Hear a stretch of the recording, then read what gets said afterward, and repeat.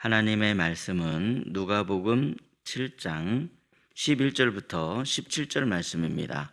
신약성경 101쪽에 있습니다. 누가복음 7장 11절부터 17절 말씀을 함께 읽겠습니다. 그 후에 예수께서 나인이란 성으로 가실새 제자와 많은 무리가 동행하더니 성문에 가까이 이르실 때에 사람들이 한 죽은 자를 메고 나오니 이는 한 어머니의 독자요 그의 어머니는 과부라.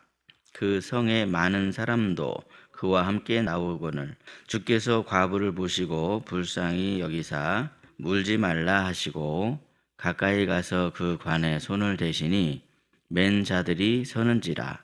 예수께서 이르시되 청년아 내가 내게 말하노니 일어나라 하시매 죽었던 자가 일어나 앉고 말도 하거늘 예수께서 그를 어머니에게 주시니 모든 사람이 두려워하며 하나님께 영광을 돌려 이르되 큰 선지자가 우리 가운데 일어나셨다 하고 또 하나님께서 자기 백성을 돌보셨다 하더라.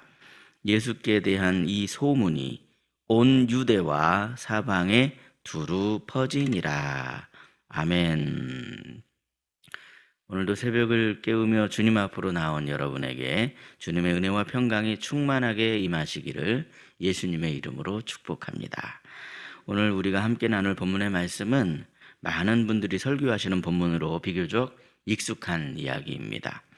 그런데 사실 오늘 말씀 안에는 지금 이 시대를 살아가는 우리에게 너무나도 시급하고 절박한 메시지가 담겨 있습니다. 우리가 사는 세상은 여전히 이 죽음이라는 이 주제 앞에서 두려움에 떨고 있습니다. 과학이 아무리 발달해도 기술이 아무리 발전해도 이 죽음의 문제 앞에서는 누구도 자유롭지 못하죠.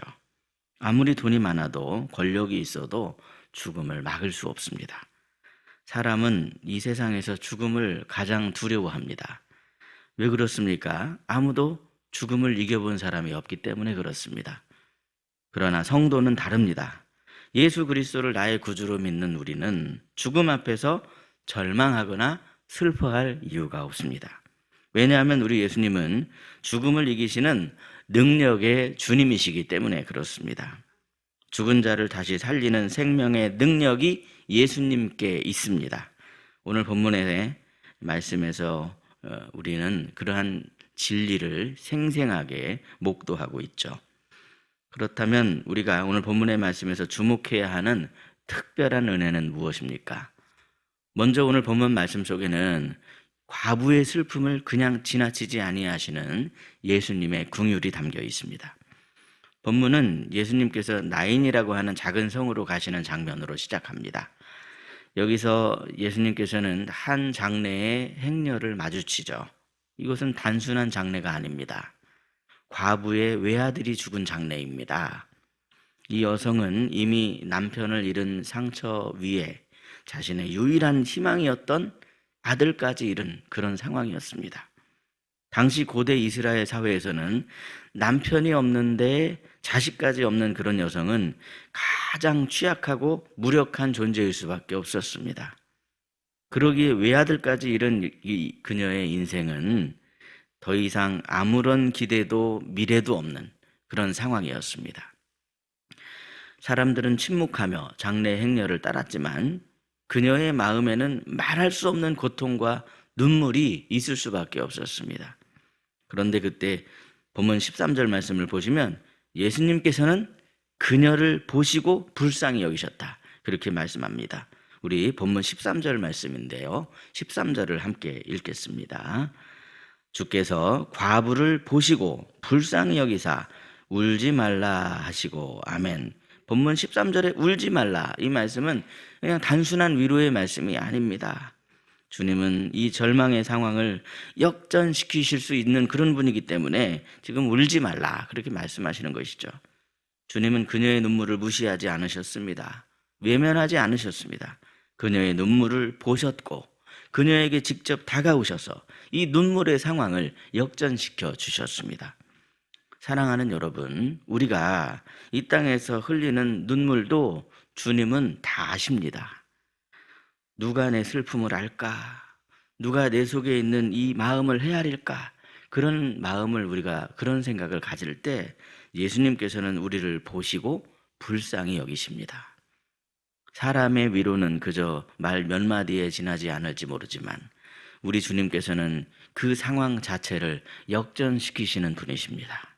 그러므로 오늘 이 새벽에도 상황을 역전시키시는 주님 앞으로 나아가시는 저와 여러분이 되시기를 예수님의 이름으로 축복합니다. 둘째로 오늘 본문의 말씀 속에는 죽음을 이기시는 주님의 권세가 나타나고 있습니다. 이어지는 장면은 유대인이라면 더더욱 충격을 받을 수밖에 없죠. 예수님께서는 곧장 관에 손을 대셨습니다. 유대인의 율법에 따르면 시신에 손을 대면 이 부정을 입는다라고 하는 그 말씀 때문에 이것은 철저히 금지된 장면입니다. 그래서 유대인들은 장례식 때도 이 친족과 같은 관계자 외에는 시신을 옮기는 일을 맡지 않습니다. 관을 만질 수가 없기 때문에 그렇습니다.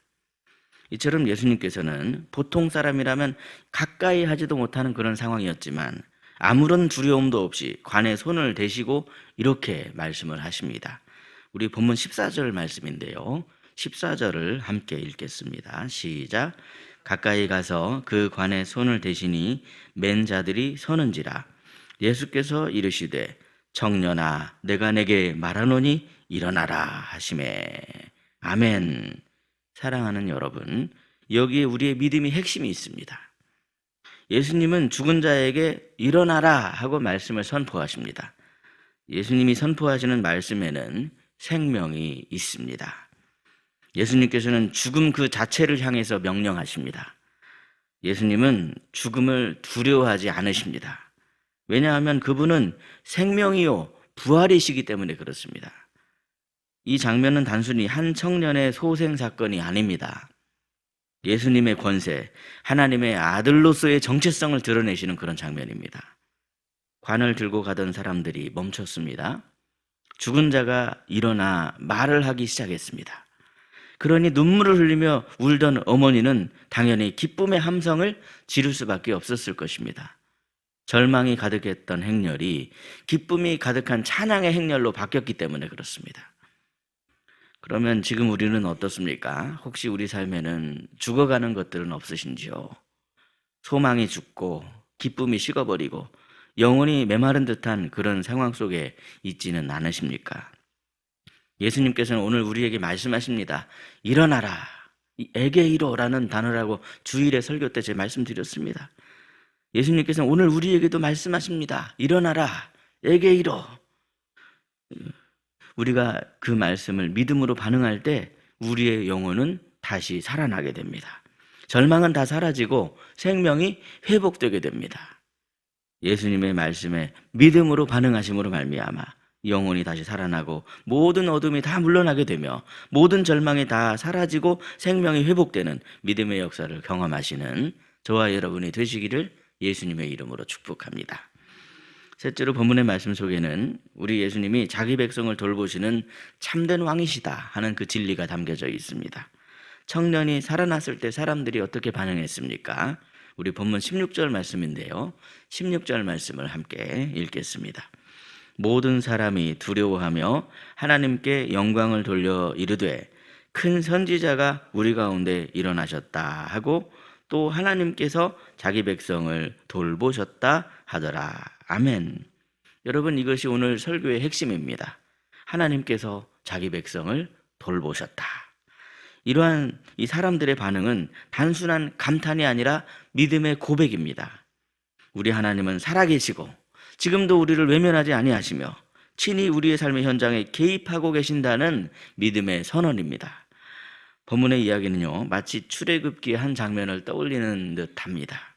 이스라엘 백성이 애굽에서 고통을 당할 때 하나님께서 뭐라고 말씀하셨냐면 내가 내 백성의 고통을 보고 부르짖음을 듣고 그들의 고난을 안다. 그렇게 말씀하셨습니다. 지금도 마찬가지입니다. 우리 하나님의 마음은 언제나 자기 백성을 향해서 열려져 있습니다. 아무리 세상이 어둡고 고통이 길어 보이는 것 같아도 하나님께서는 절대로 자기 백성을 잊지 않으십니다. 자기 백성을 돌봐주십니다. 자기 백성을 눈동자처럼 지키십니다. 사랑하는 성도 여러분, 예수님을 만난 사람은 하나님의 백성으로 거듭납니다. 죽음에서 생명으로, 절망에서 소망으로 그 삶이 완전히 바뀌어지기 때문에 그렇습니다. 그러므로 그 거듭남의 은혜를 경험한 사람은 절대로 그냥 조용히 살 수가 없습니다. 예수님은 자기 백성을 돌보십니다. 그렇게 증인의 삶을 살아가게 되더라는 거예요.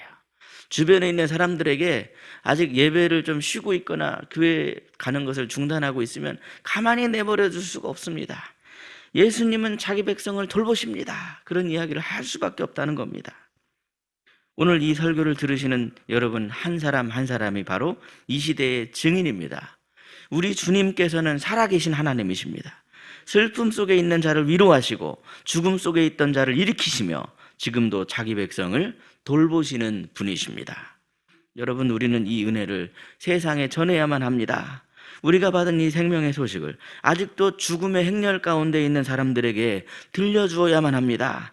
하나님께서 자기 백성을 돌보신다. 그것이 바로 복음입니다.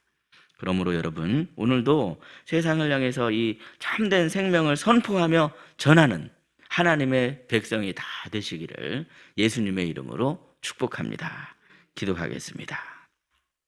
오늘도 살아계셔서 우리를 찾아오시고 우리를 돌봐주시는 하나님 아버지, 복음의 말씀, 이 누가복음의 말씀을 통해서 우리에게 은혜의 말씀을 들려주시니 참으로 감사합니다. 우리의 눈물을 아시고 우리의 눈물을 보시는 하나님, 우리를 불쌍히 여기시는 주님, 죽음에서 생명을 명하시는 이 주님을 찬양합니다. 이 은혜의 말씀을 우리 마음에 새기게 하시고 우리도 주님처럼 이 시대를 향해서 긍휼의 마음을 품고 살아가며 복음을 선포하는 하나님의 백성들이 다 되게 하여 주옵소서. 주님, 이 나라를 위해서 기도합니다. 이 나라를 회복시켜 주시길 원합니다. 이 대통령 선거가 얼마 남지 않았고 또한 오늘과 내일은 사전투표일입니다. 선거의 모든 절차가 다 올바르게 이루어질 수 있도록 주께서 친히 섭리하여 주옵소서. 특별히 올바른 지도자가 세워지게 해주셔서 이 나라를 아름답고 복되게 이끌어갈 수 있도록 은혜 위에 은혜를 더하여 주옵소서. 오늘은 희락교회 전도팀이 함께 전도를 하는 날입니다. 목요일마다 전도하고 있습니다. 주님의 말씀에 순종함으로 저희들이 복음을 전하길 원하오니 주께서 저희와 함께하여 주시고 역사해 주셔서 복음의 씨앗이 좋은 밭에 떨어지도록 주께서 친히 역사하여 주시옵소서. 복음을 나누면 나눌수록 하나님께로부터 더 많은 은혜와 축복을 얻게 하여 주시옵소서. 오늘도 자기 백성을 돌보시는 하나님의 은혜로 기락교회의 이 모든 성도들이 하나님이 주시는 은혜와 평강이 가득할 수 있도록 풍성한 은혜를 허락하여 주옵소서. 몸과 마음이 연약한 성도에게 여호와 라파의 치료의 하나님께서 늘 함께하여 주시고 주님의 은혜로 말미암아 우리 희락교회 모든 성도들의 가정과 직장과 산업과 자녀들을 위해 하나님의 은총이 가득하게 역사하여 주시옵소서. 우리 구주 예수님의 이름으로 축복하며 기도하옵나이다. 아멘. 각자 기도하시겠습니다.